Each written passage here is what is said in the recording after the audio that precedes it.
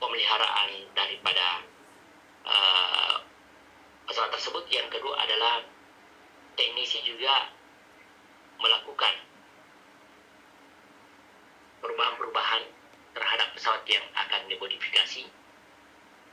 Kemudian ada operator melakukan secara khusus untuk pemeriksaan harian. Sedangkan untuk pemeriksaan berkelanya dilaksanakan oleh seorang teknisi. Kemudian juru ikatnya itu digunakan.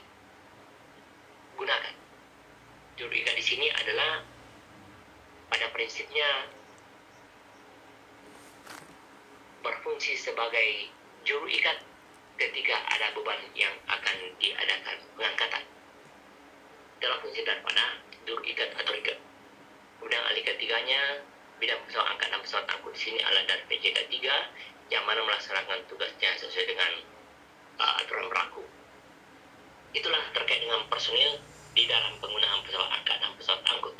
Kemudian bagaimana perencanaan pengujiannya? Jangan lupa yang diberikan kewenangan dalam rangka pemenuhan kewajiban terhadap perusahaan itu yang melaksanakan pemeriksaan itu hanya 3. Yang pertama diberikan kewenangan dalam rangka pemeriksaan terhadap objek yang akan diperiksa. Pertama adalah dari spesialis, ketiga pesawat angkat dan pesawat angkut.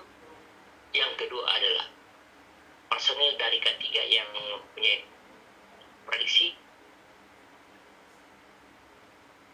Saya ulangi, adalah penguji ketiga yang mempunyai kompetensi di bidang pesawat angkat dan pesawat angkut. Dan terakhir adalah ahli ketiga bidang pesawat angkat dan pesawat angkut. PJ ketiga ini adalah salah satu PJ ketiga misalnya yang memang telah diberikan kewenangan dan telah mendapatkan kewenangan dalam rangka untuk melaksanakan suatu pemeriksaan yang ada tempat kerja kita. Nah, dari sisi inilah makanya kalau kita melihat daripada siapa saja yang diberikan kewenangan itu, pertama adalah pegawai pengawas ketenagakerjaan dalam bidang pesawat angkat dan pesawat angkut.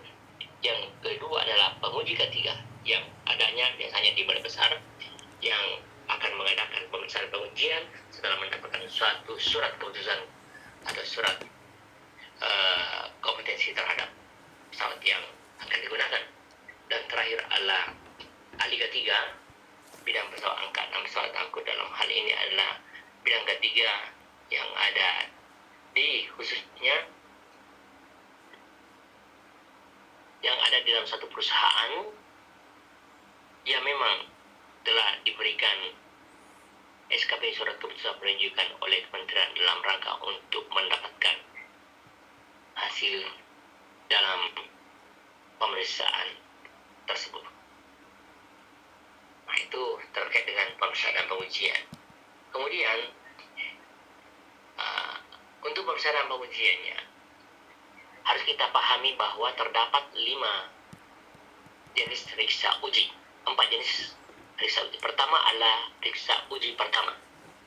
Yang harus kita pahami adalah pemeriksaan pertama adalah pemeriksaan yang dilakukan. Pemeriksaan yang dilakukan baik oleh spesialis, penguji ketiga ataupun dari ahli ketiga yang melaksanakan pemeriksaan dan pengujian terhadap pesawat yang mana masih dalam kondisi baru dan belum pernah dilaksanakan pemeriksaan sebelumnya. Itulah yang dimaksud dengan pemeriksaan baru.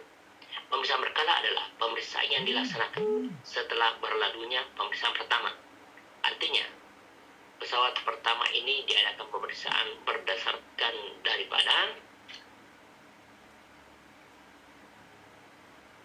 pesawat yang telah diadakan pemeriksaan pertama. Maka berikutnya dinamakan pemeriksaan berkala. Pemeriksaan khusus adalah pemeriksaan dilaksanakan apabila pesawat baik pada pernah diadakan pemeriksaan pertama atau pernah diadakan pemeriksaan berkala, akan tetapi dan kondisi tertentu pesawat tersebut mungkin saja harus diadakan pemeriksaan ulang. Kenapa?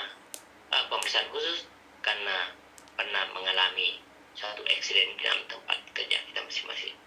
Kemudian pemeriksaan ulang adalah pemeriksaan yang mana alat yang digunakan di suatu tempat kerja itu sangat-sangat meragukan sekali hasil yang kita dapatkan, sehingga perlu mengadakan pemeriksaan kembali terkait dengan penggunaan pesawat yang kita gunakan. Kemudian kalau kita melihat daripada hasil pemeriksaan dan pengujian di sini, Nah, di situ ada dinyatakan bahwa pelaksana pengujian berkala paling lambat dilaksanakan 2 tahun setelah pemeriksaan dan pengujian pertama, dan selanjutnya 1 tahun sekali. Ada yang bertanya sampai di sini? Saya ada sedikit materi Permenaker 38 2016. Ada yang bertanya, kira-kira sudah jelas pemeriksaannya? Untuk pemeriksaan pertamanya, jangan lupa ya, atau saya jelaskan sedikit.